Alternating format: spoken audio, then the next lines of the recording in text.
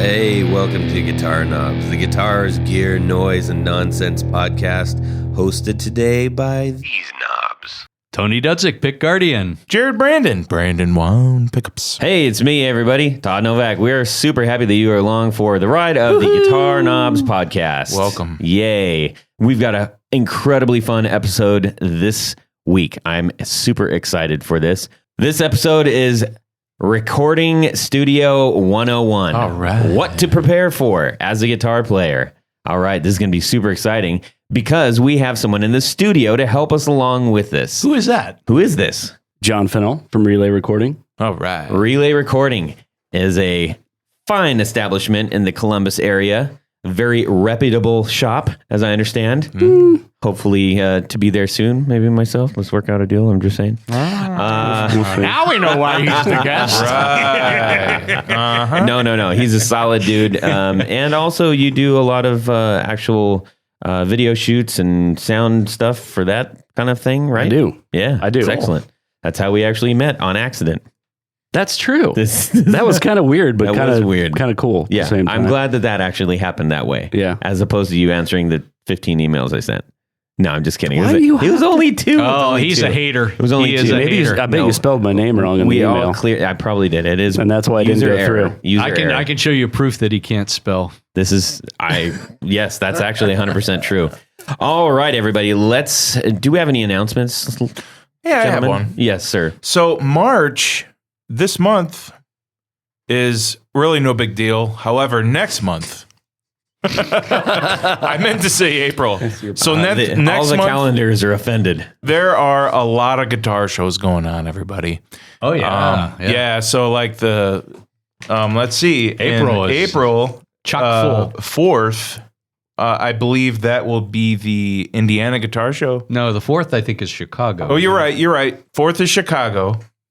And the next week will be Indiana. and then after that will be Akron. Yes. So there's a lot of guitar shows going on. There are. And there's plenty of opportunities to go and visit your local guitar show. This is 100% true, regardless of where you're at. This is ugly already. I know, it's funny. What do we do on this show? Well, I suppose we could tell everybody what we do on the show. That's kind of a big deal. Jared? Well, what we do is we have these really cool 101s, which we're going to have today. Like tonight. Like tonight. And then we'll also talk to small boutique builders because we like to talk to mostly everybody in the guitar world. But they're easier to make when you have small hands. Yeah. Yes. More dexterity. That's Yes, right. and, So the and small in this boutique case, we builders. have a professional who is a professional at what they do. Mr. Professional.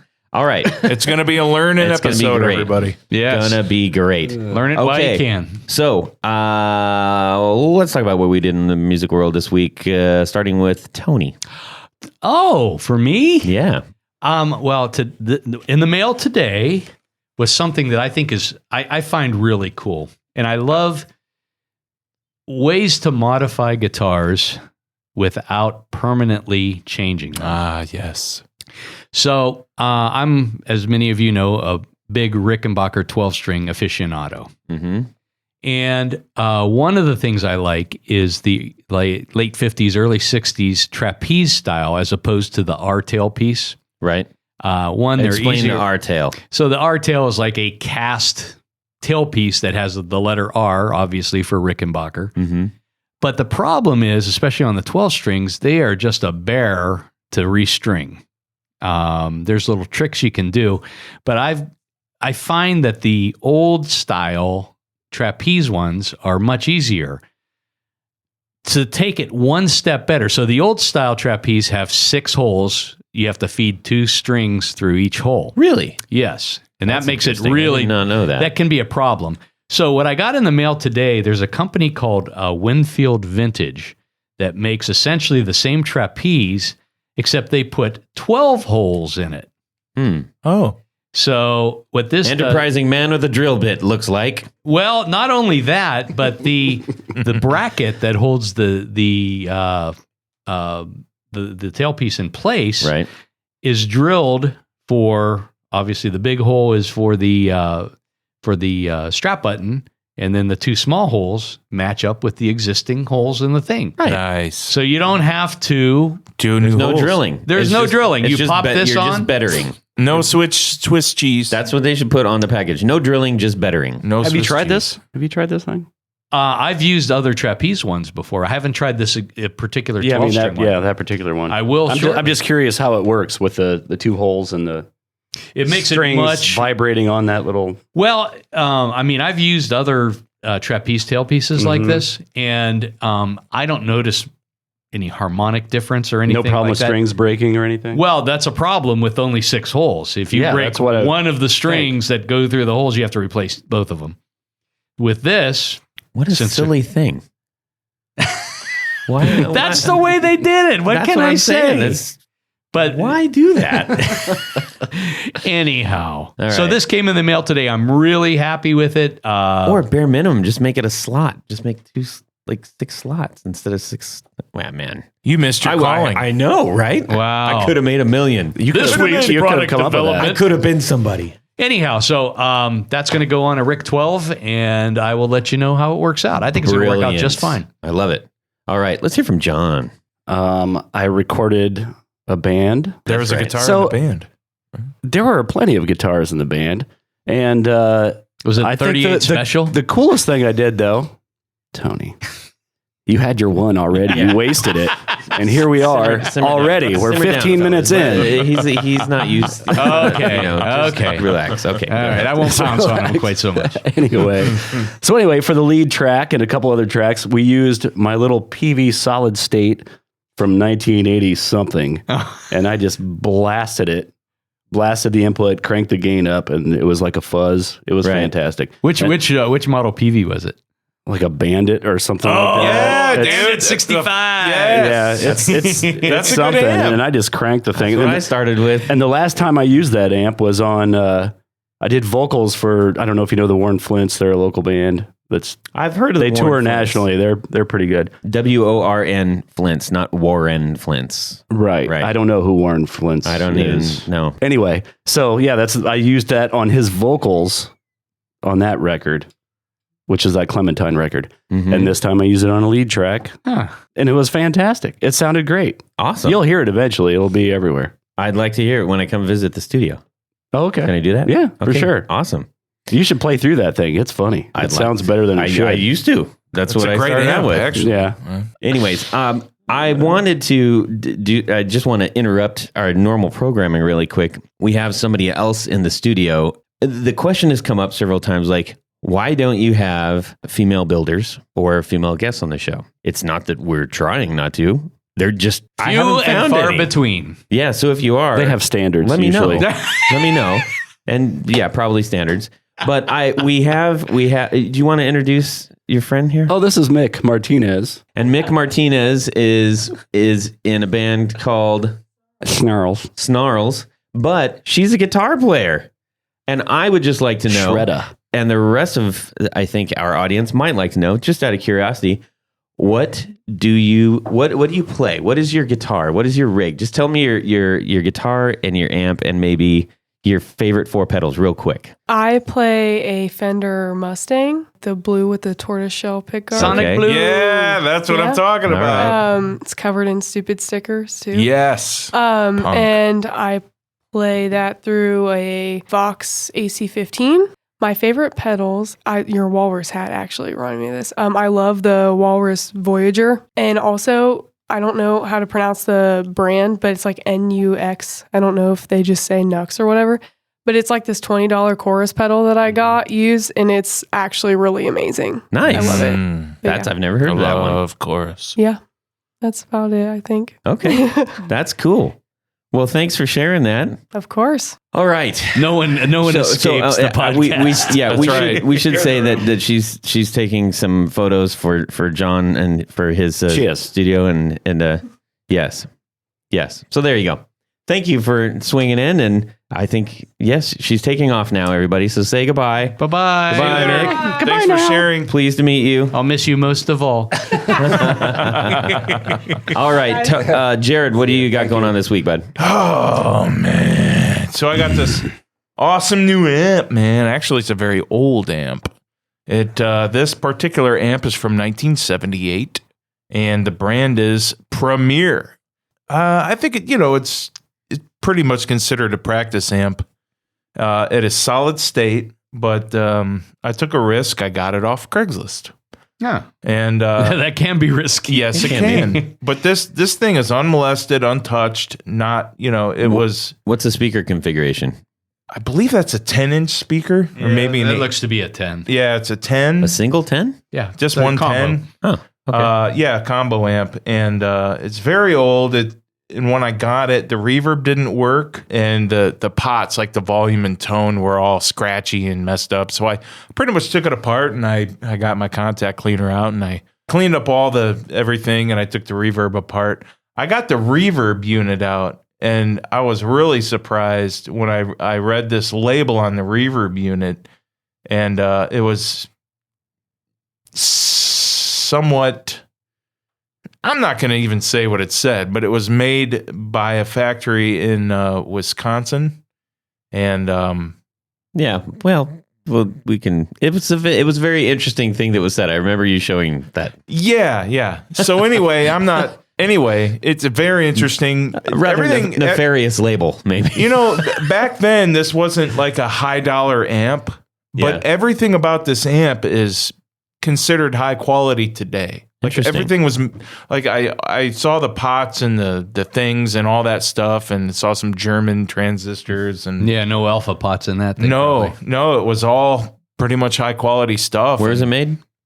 This is made in I want to say it was Wisconsin. made in Wisconsin. That's right. You Well, mentioned that's that. where the reverb unit was Oh, made, okay. but Oh. this was made in Pennsylvania. Oh, interesting. Yeah, so I mean, it's a great sounding little amp for what it is. You turn it all the way up, and you get a heck of a cool fuzz. There's actually a gain on it. Wow, It's interesting. that's cool. What all does I it gotta have come on over it? and hear it. What are all the I'll show controls you a on? picture of it, but I'll explain. So there's a volume and a couple of tones.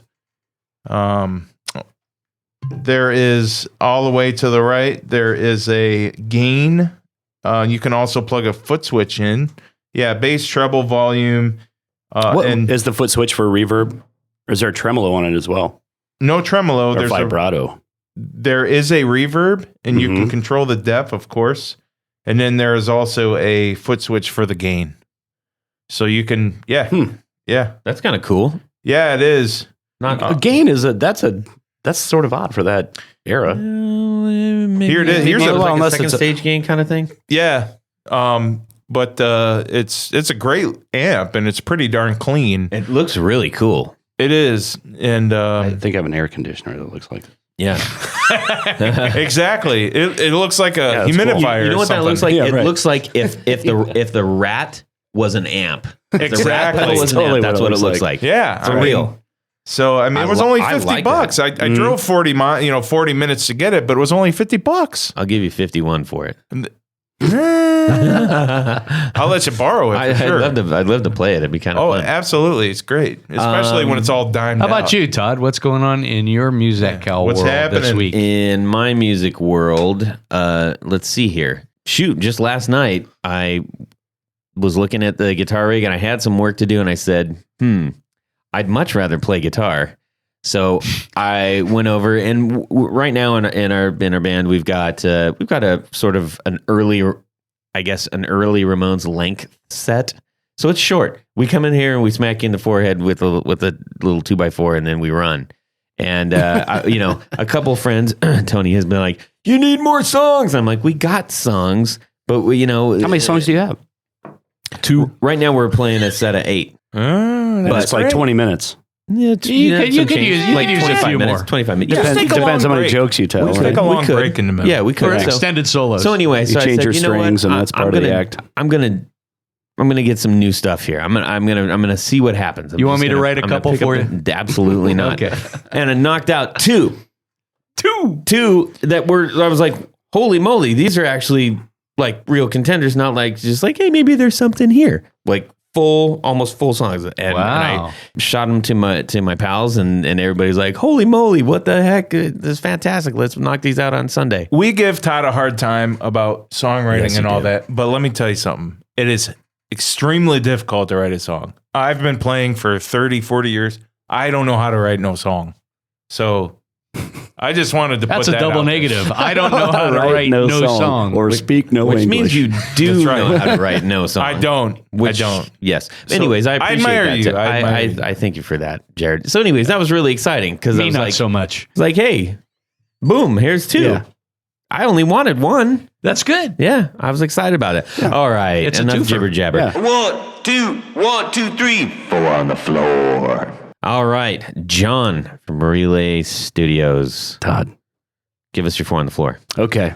We're going to start with the first one. You don't want them all yet. No, one I'm just at a going to time. feed them to you. One at a time. slowly. Yes. This pedal, He actually has it in the studio right now. So I brung it. yeah. Okay. This one is a Blackstone Appliances MOSFET. This is my favorite overdrive pedal that I've ever heard Of all time. in my life, Brilliant. because on so many levels, it's great. It has 2 channels, and it's in a regular, like one of the small MXR size boxes. Yeah. Has a brown channel and a red channel. That's the only dumb thing about this pedal. When you're flipping the thing from channel to channel, you either get like an orange light or you get a red light that's very similar. Yeah, I remember that. I remember that. It's like, what am I doing here? But I have the red one just cranked to like Smashing Pumpkins level Nice. distortion. So I know you can hear it. It's no secret. Sure.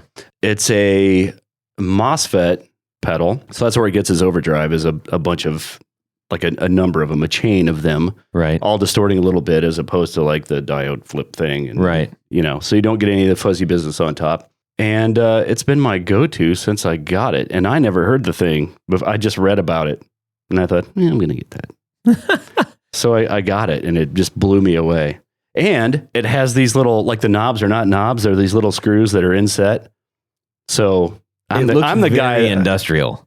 It is. It actually kind of looks like a Petty John pedal to a certain degree. It's got that sort of like hammered, Yeah, the hammered paint. hammered paint, yeah. and it's got the what you call it, the is that steel or aluminum? It's got like the industrial The faceplate. faceplate, Yeah, and yeah. then the screws. It means business. It's Reliable And comes that to mind. looks old. It's got Yeah. switches. So you could and run jacks. over it with a car or Probably. a tank. That's cool, Yeah. and I have played that, and it sounded really nice. Yeah, it sounds great. Cool. Looks And reliable. it can go into a clean amp and still give you that stuff. It's not relying on the amp. And that just Have you played any of their other pedals? what? Have you played any of their other pedals? That's it. That's the only They pedal have that in a version 2, as far as I know. make? Okay. That's all Well, they there you needed. go. Yeah. Then the answer is yes. I'd like to get another one, actually, just to not have one on my board and have one that I can use in like the studio that I can yeah. just screw with and do whatever with. Rad. But I love the fact that these things are inset, because I am the most famous like kicking knobs guy live. Right. So I'll just kick the knob, and then it just turns off, or it's super loud, and then I stomp on it, and everyone at the show is mad at me. Right. But I don't do that with this one. Number 2, I've got the Supapus on here, which I haven't had that long. It's a way huge pedal. And I really love it. It's an analog delay. It's simple to use. It has everything I need on it, and it sounds very rich. You can do all kinds of stuff with that pedal, and it has a tap tempo on it, which was, I had a Memory Man that I used for years, which doesn't have tap tempo, obviously. I had a Disaster Transport that I used for a bunch of years after that. It's a Cedar Point ride. Sorry, but it is. It's not Cedar Point, though. That's So Disney, isn't it? Hyper regional. The Disaster Transport? I thought that. No. And It's that ride's gone now too. Yeah, I'm sorry. so- I'm showing my age. so I'm that sorry was- I interrupted. In a What? at an amusement park It's a very And then obtuse Sandusky, Ohio. in Sandusky, And Ohio. The ride's been probably gone for 10 years. 10 years ago, there was a ride called that thing. All right, Yeah, thanks. I'm sorry. No, No more. I'm Anywho. it's done. funny. It's funny. What, they had a ride called the Supapus? That's what I thought he was talking about. those- Like, I'd ride it. Yeah. Do you, right. When you kick when you kick the switches, so you never interfere with those tiny little micro. Right. Yeah. You can't make hand motions when you're doing a podcast, but Right. I have the Boss He does. the Boss ES5 All the time. So that's why I got this almost solely for that reason, because I'm terrible at my foot accuracy is not good. So I would kick the knobs and stuff. So I got this thing. I just have them individually set into that, and it's a controller, so I can turn each one on. And there's that. I just have to remember what goes to what. Do you use the tap tempo a lot or not? Or you just On kinda this, set? I do. Yeah. You do? I mean, Yeah. do you have a problem? I mean, reaching over the other pedals? Not really. I used to because this is the mute functions, but I moved the pedal over away from that because I would click on the tap tempo, and half the time I would hit mute on the switcher. on the switcher.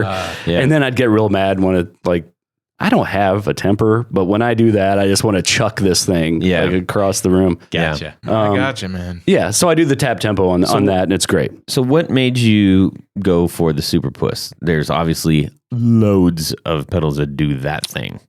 I don't know. I think it was just the variants, and part of it is I got it on Reverb for a very good price. Nice. There So you go. I was like, It's always an incentive. that's the one. That's ding, going to ding. be perfect for me.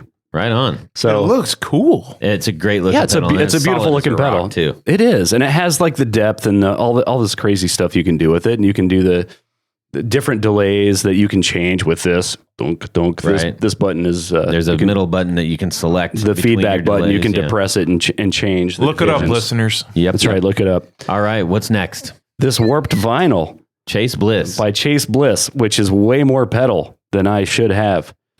That is a lot. It's a lot of pedals. It's got dip switches in the back of it. I know. Yeah. It's like sorry. It's like Mark Wahlberg's third nipple. You don't need them. But you never know. Yeah, I'm never ever going to use those. Yes. Um, But there there are are 6 other knobs. Yes. Holy smokes. Exactly. Yeah. 6 other knobs and switches. And that's right. There are 3 toggle switches in Yeah. addition to that, Yeah. which I leave it where it is because I tried the other ones. They were a little There's out- 4 toggle outlandish. switches. I just okay, Todd. 4 Holy toggles, smokes. 2 foot switches, 6 knobs. 23 dip switches. Yeah, that's a lot. That's Right. a lot of Yeah. pedal. But so tell us what you love about it.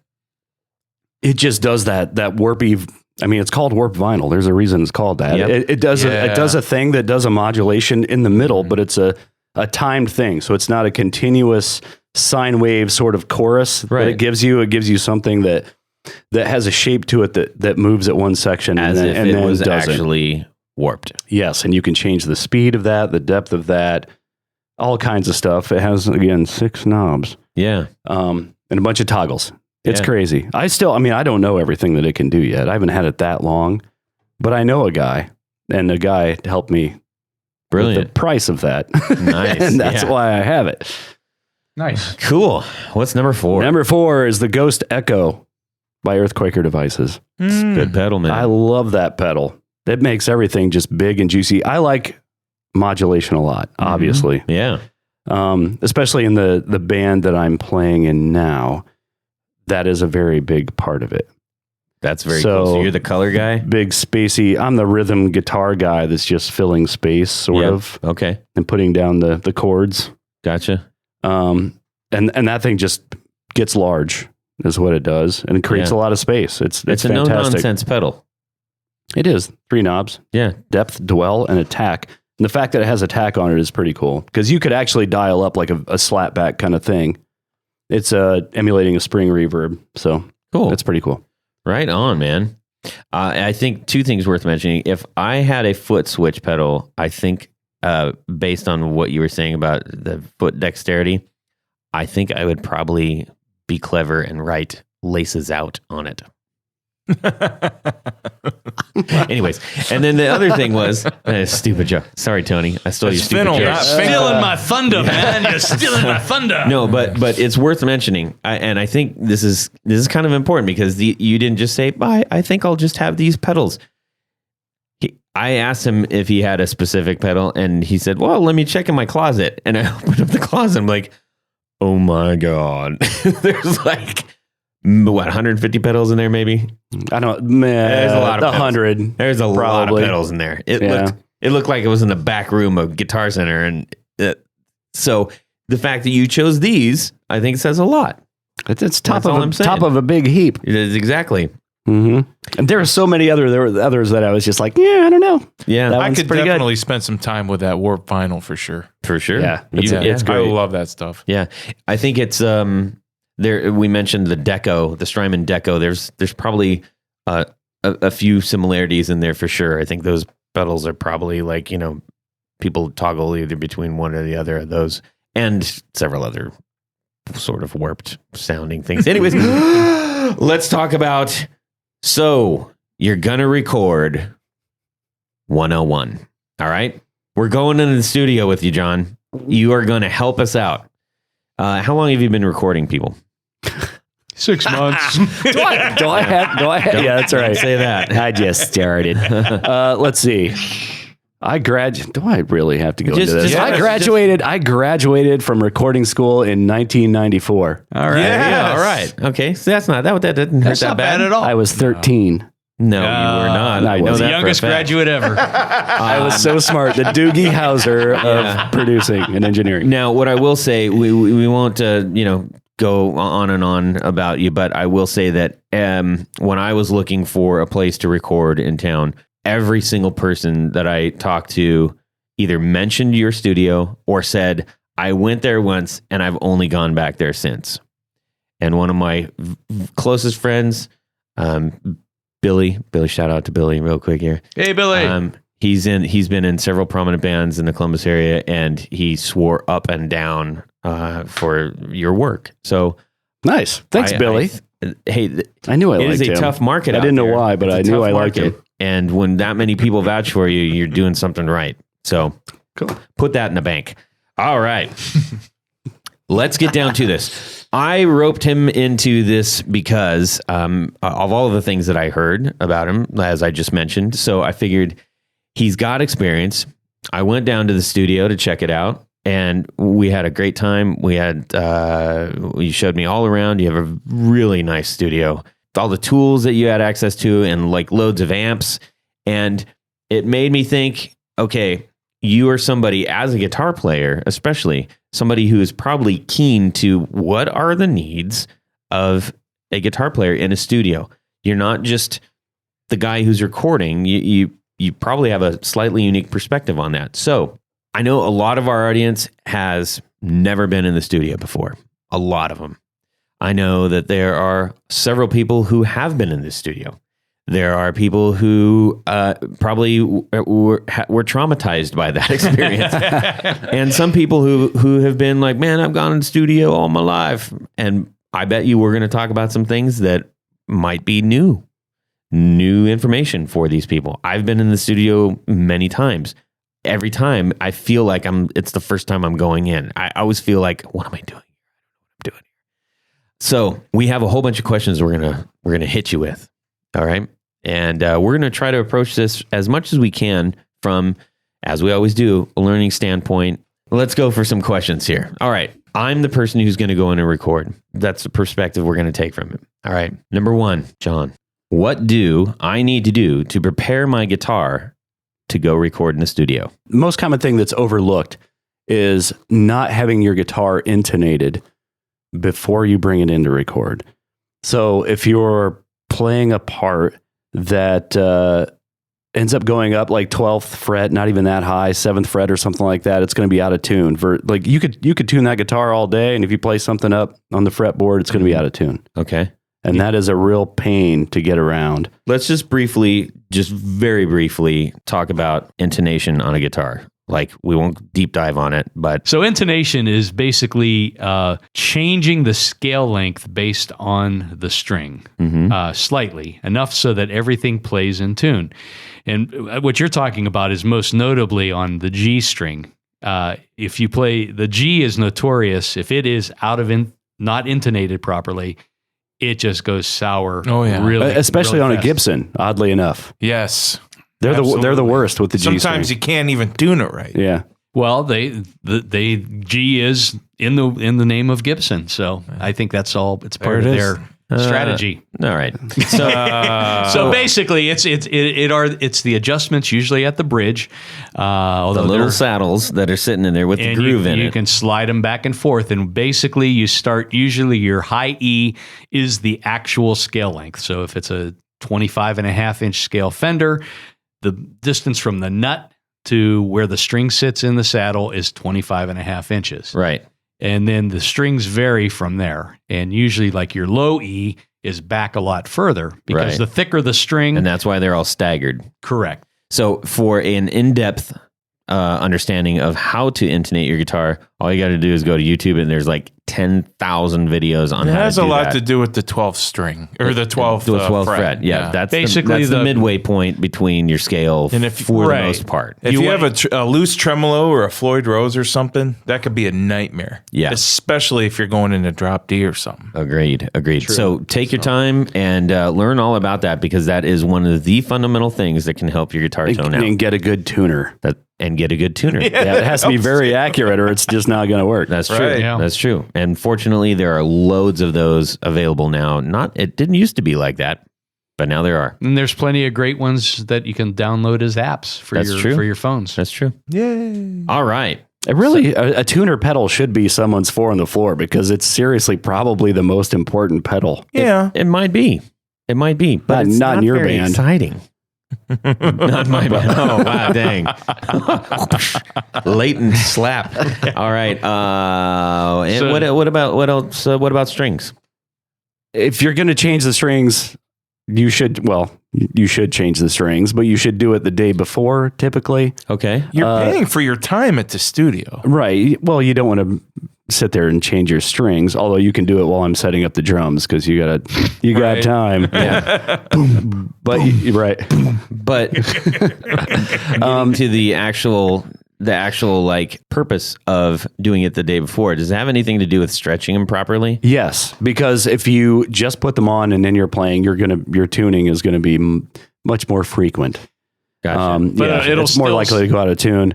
But I mean, we tune after every take, so you're playing it for 3 minutes, and then you're tuning again. Okay. but it's still going to sound much better than 8-month-old Absolutely, ratty Yeah. strings. yeah. So, If your options are not changing the strings or changing them when you get there, I'll take changing them when you get there. gotcha. Because I'm gonna like seriously, I tell people to tune after every take, and they get tired of it. And But You yeah, know. but that's keeping it by the Right. time you get to the 10th song, you want it to sound like the first one. right, as- and at least as you, good. You don't want to get to the end stage of mixing and be like, well, this guitar's out of tune. Yep. Exactamundo. Do you like chorus? Good. Maybe Yeah, exactly. maybe even 2 days before to give a proper stretch on them. Yeah. Well, depending on if you're going to practice though, before you, because that's really the most important thing Right. is knowing your parts and playing them well. So if you're going to practice like you should, I'd rather have you do all your practicing, change the strings, and then come in the next day. Okay. Sounds good. Good point. And you just touched on something, which is I'm gonna guess that you don't want me trying to figure out guitar parts in the studio. Oh, maybe you do, because hourly rate. But He does a thing. but it's also a pain I in the am neck. not that guy, Yeah. Tony. It's also a pain in the neck for everybody waiting around for you to do that. Yeah. Yeah. It is, and it flows better if you know what you're going for and Right. have a vision for the song. I mean, Sometimes that you have being to said, do it, sometimes you have a vision for the song and you just don't see very well because your part is terrible. Right. Yeah. So, I mean, seriously, you'll have a note that just doesn't work Right. Yeah. in the key. So you have to change that note. It happens a lot with bass players, believe it or not. Interesting. So you have to change that note and, All right. which is part of my job I to can hear see it and that. say, hey, you're a half step flat. There you go. So Excellent. All right. Lots more questions. I love this. This is so fun. All right. How do I handle my amp situation, John?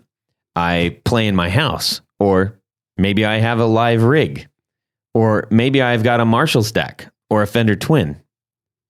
How do I handle going into the studio with my amps? This is a big question. So your question is, do I bring my 2 412s and my Marshall head, or do I not? Maybe. It depends on what kind of band you play in. B, or 2, it depends. It depends on how we're recording this. I've done some things where it was everybody live in the live room, the big room, Right. with no headphones. So it matters more then than it matters when everything is isolated. Okay. If it's isolated, I don't care what you bring, volume wise, Okay. because it's isolated. So you can bring in your big giant Marshall Oh, yeah. and crank it and everything's all good in the hood. All good. Yeah, Okay. I got doors. All right. So yeah, but I mean, if it's super loud, if you have that many speaker cabinets, they're just not needed. It's not going to do anything for you, but you're going to hurt yourself. Mm-hmm. So, So there's no, is there any issue between what a microphone can handle? So like, let's say, man, I want to get my amp sounds amazing when it hits 7, but 7 is, incredibly loud. Is there a threshold at which the microphone is not getting that true sound anymore? some microphones, yes, and some really the limits are pretty high. So you're probably not gonna. And when you put a mic on a cabinet, you're still, even if you had two 412s, you have a mic in front of one of those 412s, and you have a mic in front of one of those speakers of the 412s. So it's not really going to do anything. You put a dynamic mic on it if it's ridiculously loud. I usually record with ribbon mics. If it's incredibly loud, I'm not going to use a ribbon mic, and I'm not going to use like a large diaphragm condenser or anything like that because it's going to overload the mic. That's a great segue because I wanted to ask you. So a lot of times we'll see images of an amp with like a dynamic mic, which would be like a Shure 57, right? Pointed right at, little tiny microphone pointed right at the speaker or off axis. And then you'll see a square shaped one draped over the front of it, right? Sort of a rectangle flat microphone. I just want to talk about like the different microphones that you're using and why. I am 99% of the time using a Royer R121, which is a ribbon microphone that can handle a lot of SPL, which is volume, basically. Okay. And that mic covers a lot of ground. I use that and another mic that I will put in the room. I'll measure it out because when I'm putting multiple mics on anything, phase is a huge deal that I take very seriously. Explain that. You have a sine wave. Mm-hmm. Both those mics are collecting the sine wave. If one of the mics has a sine wave that is going up, you want the other mic that's on the same source to be going up at the same time, Okay. or at least very close. You have like a few samples here and there. Mm-hmm. But if you have a mic on the amp, you have a mic in the room. When the sine wave is going up on the close mic and it's going down on the room mic, you're going to have a really weird sound, and you're going to have filtering out, and it's going to be quieter for one thing. You're going to lose low end probably. Right. It's just not good. It's a thin, tinny thing. So is that one of those things where someone says, "Hey, we're just going to do it live," and they have your amp mic'd, but then they also have a room mic that's distant away that might be a problem? Like it would bleed through or something. Yeah. If they're doing it live with no headphones, Yeah. I don't do room mics like that. I'll put a couple room mics up to cover everything. Okay. And once you get a waveform like that, I mess with phase a lot. There's a measuring tape involved. So yeah. Okay. So that's kind of a thing. Sounds like, absolutely. Yeah. So help me understand the difference. Like you have a ribbon mic in front. You're saying that handles really high volume. You also have a ribbon mic does not typically handle high volume. But the one that I use does better than most, but not as well as a 57 or an SM7 or something like that. Okay. And that is the one that's mounted on the floor, typically pointed right at the. I stick that thing right on the dust cap. Right. So why are you using the two different microphones? What quality are those giving sound wise that you would need two of them? Like with the close mic and a room mic, ribbon mic, condenser mic, that are both up close. The only time I put two mics up close normally is if I'm doing really heavy stuff. Okay. Like punk stuff, metal stuff. Okay. Then that's two mics right on it. And again, I'm like matching diaphragms inside the mic to how far they are from the speaker. Tonally, are you getting the same experience? A condenser will typically have a high, like more bright, like they'll be brighter. Okay. I know words. Yes. They'll have more treble and a little bit more bass. There'll be a little bit more of a curve normally, depending on the condenser. The ribbon mic is a little bit darker typically, but it covers the guitar land frequencies very well and very accurately. And ribbon mics take equalization really well. Okay. So if you have to make it a little bit brighter, you can do that and it's still going to sound great. Right. Because it's just accurate and very sweet sounding. Okay. Gotcha. All right. That's Just what like I was looking you. for. Just Perfect. like you, Todd. Just like me. That's what everybody says. Do you normally prefer somebody bringing a smaller amp in? I mean, does that make your job easier, I guess, is where I'm going with that. If it's a small amp that sounds good, Yeah. then yes. Unless we're doing the live thing with everybody in the same room, then I need it to be roughly something that matches the volume of the drums. Because if I have something that's really small out in that room, I'm going to turn that thing up to where I need it, and it's going to have tons of drums in it. Okay. Yeah. And so everything's relative when you're So talking it's about almost, if you're doing a live recording, you want basically live rigs for everybody. live rigs where people know, like have a, Yeah. They've played that out and they're not relying on microphones to do all the heavy lifting. Right. right. Gotcha. Okay. Excellent. Oh, this is so great. I love it. All right. Next, I'm going to go for cables. Should you bring in your own cables? Does it matter in length, live length, like a stage length or short length for your house? Or You should. how do you handle cables? You should bring in your own cables. And if I look at your cable and say, that's garbage, here, Okay. try this. All right. And I would probably say that in maybe nicer. Yeah. I don't know. I try to be nice about it, but I have a job to do. So if you have me positioned in the room and I'm 5 feet away from my amp and I've got a 20-foot cable, right? Is that, you cool with that? You going to want to change that up? You're not going to be in the same room as your amp unless you want to be in the same room as your amp. Or so we're doing the nice live thing with no headphones. Then you will be in the same room with your amp. But most of the time, amp will be isolated. You will be in the room with the drummer looking at him, but hearing yourself on the headphones. Right. We're going to touch on two of those aspects in just a moment. Oh. All right. Let's go to, if I don't normally wear headphones, will this experience throw me off? If you're listening to headphones and you're hearing everybody, it's going to take a minute to get used to, for sure. So yeah, if you're recording in your basement or whatever, and all you ever hear is loads of dB, and now all of a sudden you're playing with everybody, but you have headphones on, you can't really hear the room or anything. You're going to feel the drums though. Yeah. Because you're out in the, that's why I put people out in the room with the drummer and their amps and everything separated. Okay. So, I mean, if you're the bass player, you're not going to feel your pants rumble. Right. Maybe you will. I don't know. Is that a Spinal Tap reference? I don't know. Yeah. I don't know. Okay. But you're going to feel the drums, and I feel like that's the most important part. Is that something that you tend to get people talking about or complaining about a lot? Like, well, I can't hear the blah, blah, blah, or there's people complaining about their headphones? Sometimes, and then I'm like, hang on. I don't say it like that. I don't go, hang on. Yes. No, wait, I hit play. I go out there. I listen to their headphones. I make like 3 small changes on the mixer because they have a headphone mixer. Mm-hmm. And usually they're fine. Okay. After that, and they're like, oh, thanks. No, excellent. So Excellent. that's what my clients sound like. Hey, thanks.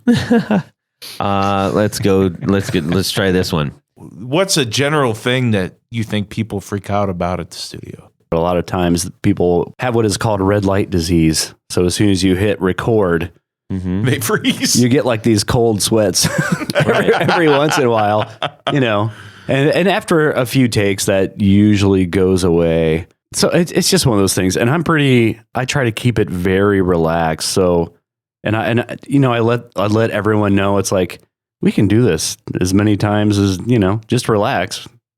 And we'll put one down that's good. You're not going to be stuck with a take that you hate. Right. So Okay. that's usually how you get around that. So that's typically the biggest thing is the red light fever, as you call it. I like that. All right. Let's see. What's next? So What's I'm next? loading up my gig bag and my gear bag. What should I be throwing in there? Like picks and strings and A tuner a tuner. and picks. You've heard me play. Extra strings. Extra strings for sure. And if you really want to be quick about it, you can throw in like one of those String winders. a string winder. Thank you. Yeah. The old crankarola business. Yeah. But I mean, that's probably the biggest thing. I mean, just make sure you have all your stuff together. Do you like That's to see all. people standing in the studio while they play or sitting on a stool? I like to see them doing whatever they want to do. Okay. However they're most and comfortable. you can tell however they're most comfortable. And if it's an upbeat rock thing, I've had to ask people, somebody will play something and you can tell that they're not into it that much. And all I have to say is, why don't you stand up for this next take? And that will make all the difference. Yeah. Yeah. I could see where that. So Yeah. Gotcha. I don't like stool sitters. I think I No, said you- that on a previous episode. You did. And So if Slash walked into your studio, would you let him smoke or not? Ooh, that's a good question. not in the control room, Ah. Okay. which is funny though, because Appetite for Destruction was done on a board exactly like mine. Same That's model and everything. Wow. interesting. Well, that actually brings me to a question that we have. Does the board matter? and I know that that's probably like, duh, yes. But I know sometimes when you're talking to a potential studio, they like to say, well, I work on this board, or sometimes you go in and you're like, wow, this looks like a DJ board. What's the big difference? Well, Sorry, but all right. the board matters, and it doesn't have to be a board. There are a lot of different ways to get to where you need to be. Okay. The board is how I get to where I need to be. Okay. So it has a bunch of fantastic mic preamps, and a bunch of EQs that come with those mic preamps. And it also, I mix through it. So I'm splitting when I use Pro Tools, I'm splitting everything out and going through the board, and what it does in summing and with the EQs and everything else. It's So amazing. I think that is a point of differentiation, because I know that there are those who will record and then take that recording and mix it elsewhere, Mhm. or mix it on a different computer. Are you saying they're recording at home, or they're recording at another, they're recording or anywhere? They're recording wherever, and then they will mix it on a different computer. Mm-hmm. So it sounds like what you're doing is you're recording and mixing off of the same exact board. So I'm just assuming that there are some benefits to doing that. I don't know if there are benefits using the same board going in and out. Okay, that's just what you do. Yeah, because you could go in using my board and come out using a different board and still get the benefits of that board versus my board. Okay, Yeah, but All right. but it's still like a higher quality board, which is like a vintage British console. right. Is Yours is what we're you dealing gotta- with. So it's What do you have? it's a Trident, Trident. 80B, ADB. 1983. Nice. It's big.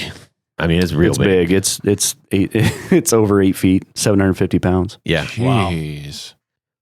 When you're rehearsing in a studio and you have the setup that you typically use, or you're playing in your live setup, it's usually all for one and one for all, and you're all in the same space. It's not always the case when you go into a studio. So explain what that experience is going to be. When you come into the studio, you're not going to have everything in the same room, for Okay. one thing. Anything that is loud is going to be separated. So the drums are going to be in the largest room. The bass will be I usually put it in the room that I have my grand piano in. And then I have 2 other rooms that I'll put 2 amps in. So everything will be split up. And then I'll do a scratch vocal typically that is, I just put them in the room. I try to have everybody in the main room with the drums. Okay. I think Including the that's, vocals.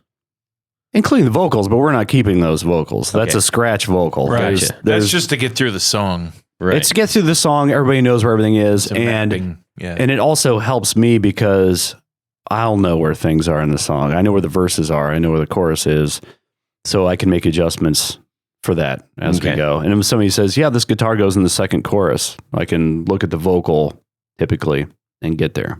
Gotcha. Now, when you are doing that, what are the benefits of having everything isolated? You can equalize things much better that way. You don't have phase issues like you would have with everything in the same room. And that's especially important for the low end. So if you have your bass in the big room with everything else, sometimes you have issues with the kick drum, and you can do things to roll off low end and everything, but you can't do it on the kick drum and the bass guitar in the same way. So just having everything separate just makes that so much easier. I can do whatever I want with any of those things. Excellent. And boys, did you have anything to add to that real quick? Not No? really. I mean, the last time I was in a studio, we did some demos just to, get us into some really cool bars or whatever. That's what we did. I had this PV 5150 and he had me put it in the furthest room from everything else. I mean, that's... You don't have to do everything totally separate. I've done some things where everybody is in the same room. It just takes a minute to get everything like aligned with the phase, and I'll put up baffles and stuff like that to get as close as I can. You lose some control on the other end. You're certainly not punching anything in, because if you do that, you're going to hear the other guitar track So on explain everything that else. real quick. Punching it would be like if somebody's playing, if everybody's in the same room, the guitar player makes a mistake and is like, hey, I want to fix this in verse 2 or something. They come in, they want to replay that part. You're supposed to punch them in, but you're going to hear that old guitar part that he made the mistake in on the drum overheads, most likely, or if you put up a room mic, you're going to hear in that. It's bleed that's going in from his amp that was in the room at the same time, going into the overheads. Right. Gotcha. Okay. Well said. Yeah. Good thing we have an expert in the room. So what about guitarists that want to use multiple amps? One maybe that's a clean sound, one that's a dirty sound, recording it at the same time. wet and dry. Do you encourage that? Do you discourage that? I don't do either. If that's Okay. what they want to do, that's what we're going to do. Okay. I'm there just to, make everything happen the way they want it to happen. And if they're looking for an opinion, I'm happy to give it to them. And if something sounds really, really off, I'm probably going to, I feel like that's my job too. I'm there to, be a sort of a watchdog, a bumper. Is that something that you'll often recommend to people? Like, because I know that's one of the things that I noticed when I walked in. I was like, immediately, I was like, wow, there's a big pile of amps there. That's really cool. And I know that when in my first recording experience way back when, it was so dumb. I had this big dumb Randall thing. It was huge. And he's like, yeah, it's really not like, I know what sound you're going for, at least, based on what you're telling me. Why don't I'm going to have you also be playing through, I think he put a is it a Vox? I think he might have put a Vox in there too, just to like mitigate the sound, because it was super scoopy and I didn't know what I was doing. And I'm willing to bet that 99% of your tone was that Vox. He was it like, might have been. I'm just going to put this other amp up. We'll use both though. Yeah. So he blended them, and I thought, oh, that's really cool, because I didn't know. I was green as could be when I first went in, but I appreciated that. And you have many different kinds of amps at your disposal, and I'm assuming they're not just because they look cool. No, they're not. They do though. They do. Yeah, they they do. They actually look really cool. do look They cool. look cool. I will vouch for that. He's got some. Yeah, cool they look pretty ones, cool. yeah. You've got a bunch of great amps that don't look. They I have look a amazing. PV, Todd. I have a PV. I know for a fact you've got some great little amps over there, and lots of weird ones that have specifically very different tones. So, is that something that you often recommend? Like, hey, what you want to use one of these, or how does that go? I do, but I do it after we do the initial tracking. So when we do everybody with the entire band, we do the drums and the bass and 2 guitars, typically 3, whatever, however many they have. We'll do that stuff. And if they want to use one of my amps, which happens about 50% of the time, that's fine. we'll choose that, throw it in the ISO booth. But a lot of the time, I want to hear what they're going for, what their pedals are doing, interacting with their amps, because I'll reference that tone when we're doing the overdubs and stuff like that. So usually when I'm recommending an amp, it's in the overdub stage of recording. Oh, that makes sense. Yeah. Yeah, Totally. and I do. So you're just and adding just a little bit of extra color to maybe an existing sound. Yeah, but most of the time the scratch is just a scratch. They're playing along to get a solid drum take, a solid bass take. I mean, there are times when we use those guitars, but when we set up to begin the project for the whole album or whatever, one of my first questions is this a guitar track that we're keeping, or is this a guitar track that you plan on replacing later? Gotcha. So for that, for all intent and purpose there, your initial everybody in the room, everybody's scratch except the drums. And bass. Mm-hmm. Okay, gotcha. So if you're a guitar player and you go through all your songs and he says, cool, let's do guitar, you're going to be like, what? Didn't we just do that? So that's when you're going to do the isolated. We have the conversation before we even start recording, because I want to know if this is a keeper guitar track or not. Understood. Okay. Because I will hone in on their playing. Okay. I will judge them. not really. If they make a mistake, though, I will bring it to their attention and say, hey, we should fix this. We're going to move on. And all right. Excellent. We were talking about phasing earlier, and you can control the phasing on your board, right? As far as phasing switches. I can flip the phase on my board, yes. And that's every channel. Yeah. Okay. Yeah, it is. And one of the main things I do is when I'm doing drums especially is I'll solo out the toms versus the overheads. I'll solo out the snare and the kick. So everything I kind of solo out real quick and make sure it's all in phase with the overheads. Okay. I was just curious. Why do we care about that? Because if something's out of phase, it's going to cancel out a lot of the good stuff. It's not going to sound good if something is out of phase. You want it to be in phase. It'll be fuller. Right. And so that's what you're controlling on your end. Yeah. Gotcha. I am. It's nothing that the player has to worry about. Okay, so I'm going to start looking for a studio for my band to recording. I don't know a lot about studios, so what are some things that I should be mindful of, potentially look out for in those considerations? Well, the most important thing is to hear samples of their work. Okay. And if you like the samples of their work, I don't know if there's that much of an issue. You should feel more comfortable going into that studio. Find out just the size and if it's going to accommodate a full band, because you're going to want to play with a full band. Mm-hmm. And if it's just like a guy with a computer in one room, that's probably not for you. Mm-hmm. Mm-hmm. Okay. But that's about it though. I think a very small amount of homework will get you where you need to be. Okay. It's the same in every situation. You get what you pay for. So if you're paying $200 for a day, then you're going to get a $200 recording. Okay. And you should expect a $200 recording. Okay. And sometimes that might be just fine to work out the kinks. And that's right. Maybe you're just demoing some stuff. You want to know what everybody sounds like. Right. So I guess the takeaway is that all recordings are not necessarily equal, in the sense that, just because you're going into a studio to record with professional mics and a professional setup, it's not necessarily going to guarantee you something that you're like, all right, go make an LP out of this. No, because it's 90% the engineer. Like if they know what they're doing, they can take a 57 and a Mackie board and make it sound pretty decent. Okay. Gotcha. Yeah. And if they don't, they could have, the world's best console and a bunch of Neumanns and make it sound terrible. So what's the big deal with digital versus analog? Is it worth paying more to go to an older studio with all analog stuff, or? I think it's mostly your workflow is the biggest issue that's changed with it, because I have a tape machine at the studio. I don't use it all that much because, first off, tape is expensive. Yeah.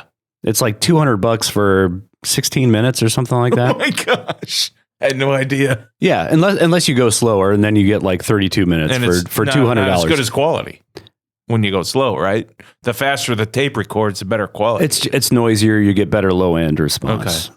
So, but you have tape hiss, a little bit more, but it's super slow. Like the whole process just, It's unless you're agonizingly banging slow. out something live, which would be fun to do with like a punk band or something. Just lay it down, no overdubs, no nothing. Just you know, like if you're rewinding, doing punch-ins and stuff like that, it's just very tedious. It takes a long time.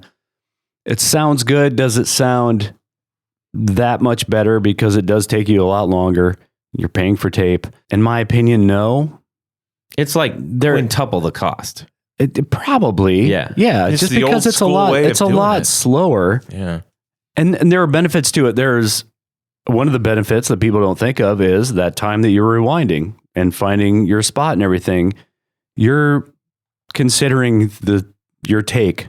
You're considering the song. You're considering other things. You're not just like, boom, here it is, do it again. Here, boom. You know what I mean? Yeah.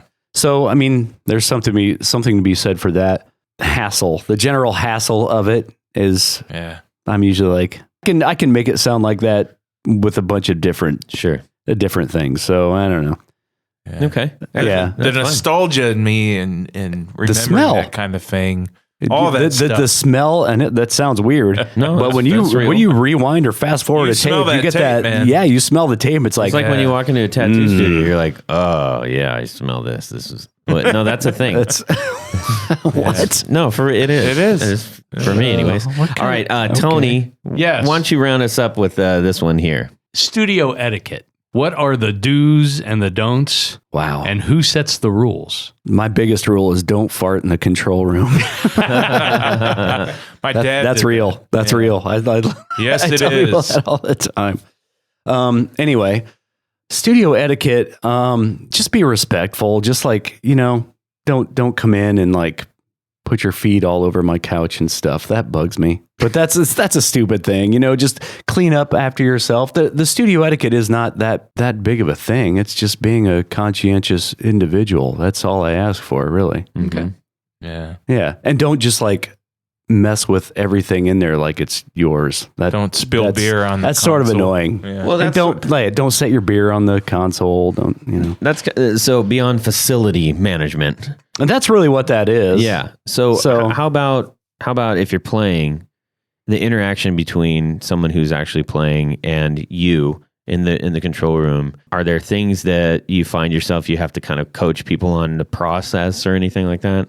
If they are very new to recording, I need to just tell them how it works and how it, like, there are overdubs, and then there's mixing. It's a whole thing. And that, I've been working with younger and younger bands, it seems like, and those younger and younger bands are doing more and more things. Like they're going on tour when they're 18 as opposed to working with bands that are going on tour when they're 25. They're just younger people coming in, so you have a little bit more explaining to do when they get there. Okay. That's good to hear. Yeah. But I mean, I'm fine with like younger bands where I can, Oh, yeah. I'm just like, I'm going to walk you through this, and you're going to be happy when you walk out, or we're going to fix it until you are.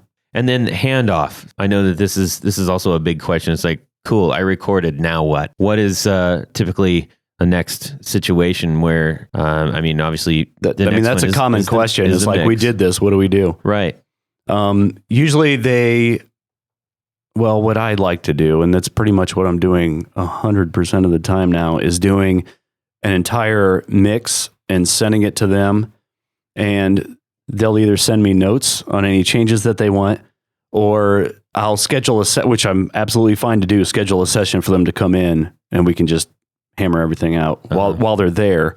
I'd like to have like 3 or 4 hours though. Of you just spending time with them. Without like 4 guys on the couch behind me Right. talking. Right. Backseat driving. Yeah. Right. Well, backseat driving, but even them talking amongst themselves is just sort of a distraction. Sure. Okay. And that's a pretty interactive thing once you do get to that point and say, all right, everybody, we got a mix. Now let's start to. For sure. Okay. Gotcha. Cool, man. Any words of advice you want to leave us with as far as a guitar Practice to player? a click track. Yep. Oh man, that was a big one. Yeah. Okay, explain that. That I feel like you have your pitch Or and is you that, have your time. Or is that tell your drummer to practice to a There's that too, but this is called guitar knobs. Yes, this is true. He's got a point. So yeah, That'd be on the Drumheads podcast. Yes, I mean, I recently experienced something like that, so I was, Well, there's a lot of drummers who have never played to a click track before, and it's really, I mean, it's like disorienting to a lot of drummers. that is true unless their time is kind of decent because they have decent musicality as a human. So the lesson is you can just blame the drummer.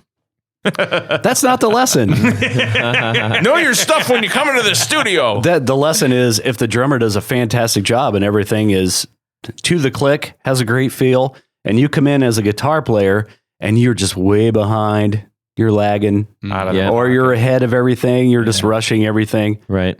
I mean, Like that's it probably when ruins that red light fever so kind many of things. like red light syndrome kind of maybe can. Some people agitate just that, can't yeah. keep time very well, Todd. That's true. That's true. Speaking, You of can time, blame it on a fever if you want. I just wanted to say rest in peace, Hal Blaine. He just passed away. He's a drummer and he worked for Columbia Records. Crew. He was in what okay. they called the Wrecking Crew. Yeah. He was on a lot of albums and he had just recently passed away. So yeah, I thought because this is a recording episode, we All should right, there you go. rest in peace, my friend. Yes. All right. We are going to transition to Would you rather? Okay, this week's Would You good. Rather. That was a good one. Thank that was you. good. I like it. So we have a new addition to our Guitar Knobs Facebook group. Welcome, Matthew Lee Mills. And his Would You Rather is, would you rather have the amp of your dreams or would you rather have a super fun pedal board? What would you rather have? all It's right. either one or the other. Let's see here. All right, so everybody think real hard. Close your eyes unless you're driving. Yeah. And then or have somebody else take. No, I won't even say that. Tony, I would take the amp of my dreams over a pedal board. which is I mean, I'm very partial to Vox AC30s. this is true. Yes, he is. You have the amp of your dreams, the hand wire. Well, that's not that. The amp of my dreams is my Dr. Z. So Okay. that was the one that I wanted and now have. Yeah, the Maserati. The Maserati, which is an AC30 on steroids. Yeah, Are those made in Cleveland? Yeah. I would really like to. I don't have one of those. I should. You should have one of those. Can I have yours? Okay. All right. Yeah. Jared. This was tough because I don't know. I really like it. I think I appreciate a really, really good amp. I'm gonna go with the amp, and I'm gonna tell you what amp I want and what I'm really wanting right now. I want a JCM 800. Okay. Either 100 watt or 50 watt. I think the 100 watt because I think that's closer to the original schematics of a Super Lead, if I'm not mistaken. Similar? You're getting some Is it disparaging similar? looks in here. Or Go ahead, John. My Super Lead is 100 watt. okay, so I'll go 100 watt. All right. I want a JCM 800. You can't handle 100 watts. I think you should 100 go watts. 150. Go 150. 150. 101 watts. I had a PV Road King at one time. Those Oh, the one with the 6L6s. yes, that will crumble your house to the 6. ground, turned all the way. Yeah. up. Well, we don't have to worry about that. I would rather take the JCM 800 amp over the Okay. pedal board. All Although right. I love my Neutrons. Yes. All right. John. Let me ask one question. How bad is the amp that you get stuck with when you have the good pedal board? Ooh. That's not defined. So I think it's just one or the other. I'll It's- take, it's all- I'll take it's- the amp. There Okay. you go. Ugh. And which amp am I picking? Sure. I'm taking my 72 Super Reverb. All right. Okay, I can see that. Ooh. I It's can a see ringer. that. It cannot make a bad sound. Okay. Excellent. Excellent. That's right up there with the Vibrolux. Todd, what are you doing, brother? Yeah. You know what? I'm still very much in my PV Bandit. Yes. TNT. Yeah. I'm still sort of in my early exploration of amps, to be perfectly honest. I feel like I have so much to learn about amps and figuring out, which ones find my my sound. And so I'm going to go with the pedal board because I really love pedals. I love amps too. I just don't, there's too many I haven't figured out with the one that I'm like, this one, you know? So I can't, But here's I can't the thing. tell you what my dream Can I amp interject? is. Can I interject on this? Yes. I've heard your band. Yes. An amp is your correct answer. Seriously. Okay. I don't know how to take that. I thought you were going to say a new guitar player is the answer. Wow. Oh, come on. This guy. Okay. So No. why are you saying that? Because you don't need a bunch of pedals. Your stuff is in your, like you said, smack them with a board and run away You quietly. just need a PV Bandit. Yeah. Well, like a rock ninja. I'll tell you and show you what I'm playing when we get out of here. Okay. How about that? But you know what? I'm going to stick with the pedals because I don't have the amp of my dreams. I don't know what that is yet. So I can't actually choose that, but I can choose a good pedal board. Well, what would that be? Yeah, What is yeah, the pedal yeah, board exactly. of It's your too dreams? complicated for this question. Well, you made us answer that question. A really it's just, good it's fun just an pedal board. H9. Yeah, no, Done. definitely not. All righty. Let's get on to John. Where can people find you on the internet and everything? I am at relayrecording.com and I am also at jonfintel.com. It's Excellent. not hard. Fintel. JONFINTEL. That's right. And there's no H in the John. Wow, that's like No. 3 groups of 3 letters. Yes. Right. That's cool. Yeah. You're a mathematician, Tony. And Well, then, I was a math major. He actually was. Tony, you was got some math. people to thank? I want to talk about our executive producer. Preach it, brother. I'm telling you, these people help along with other patrons on Patreon, but these executive producers help make this podcast possible. We Yes. appreciate you very much. So Go you're ahead. asking yourself, what is this executive producer? What is a patron on Patreon? Go to patreon.com/the Guitar Knobs and find out how you can become a patron. And there's various levels that you can participate in. All have great prize packages. You get t-shirts, you get barefoot buttons, you get all kinds of crazy stuff. Stickers for your guitar case. Stickers for your guitar case. Picks, buttons, the whole thing. The whole enchilada. 9 yards. But the cream of the crop, the executive producer level, has one additional benefit. And Jared, that would be? You get your name read on the thing. That's right. You get your name read on the thing. Yep. And this would be the thing. And this is what I'm going to do. Let's do it. I would like to welcome on board Mr. Anthony Lanthrop. Hey! Welcome right. aboard, our newest executive producer. He's a good dude, man. He's a good customer. You are in great company, my friend. Yes, sir. Because in addition to you, we have Johnny Knowles. Yep. We have Stefan Lamb. We have Rick Lenglou, Michael McVeigh, Michael Senchuk, Brian Robison, Jonathan Jerusik, Ken Sayers, Corey Nigro, Brad Partridge, Michael Van Zant, Doug Christ, Darren Gregory, Robert Marfleet, John Anglin, Chris Kearney, Sean S. Oliver Gonzalez, John Daly, Robin Smith, Pete Marshall, Carlos Mancha, Matt Brammer, David Wolfson, Martin Cliff, and the original executive producer, Mr. Tom Barazin. All right. Thank you guys so much for helping our show out. Thank you. It means the world to us, truly. Yes. Tony, where can people find you? They can find me at pickguardian.com. You can see various types of projects and things that I'm doing on Instagram at the Pick Guardian 1. But, you know, if you need a custom guard, maybe you're changing out pickups, you want a different color, just get a hold of me. I'll take care of you. Make your guitar look mighty pretty. Did it for mine. That's right. Jared. Find me at brandonwoundpickups.com. If you want to throw an email, Jared, Jared, at brandonwoundpickups.com. You have any questions about pickups, new pickups, you need one replaced or you need one rewound and you want to keep the original pickup, I'm really good at that too. Please get a hold of me. Excellent. And you can drop me a line, Todd at theguitarknobs.com. And you can also DM me on Instagram at Guitar Knobs. and we will talk about things. Please send us your Would You Rathers as well, because then we'll go ahead and read them on the show, just like we did today. Yep. Yes, sir.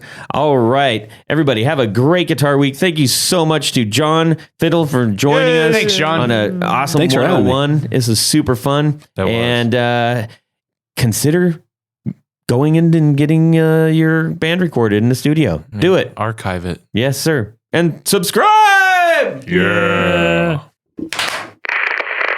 You don't see a lot of sumo wrestlers playing the guitar, though, do you? The lever jibbity jubal. You got to do this thing. I tighten that thing down. Well, you're special, Todd. Yes. No, you're special. This all stays in. Answer the question. I need a break. I was doing emphasis. We're recording, right? Well, that's it for these knobs. Please visit our Patreon page at patreon.com/theguitarknobs. Visit our website at theguitarknobs.com for all of our past episodes, 4 on the Floor blog, and other good stuff. You can connect with us on social too at our Facebook page and share your gear and stories on our Facebook group. Also, be sure to check out our Instagram at Guitar Knobs. Catch you next time.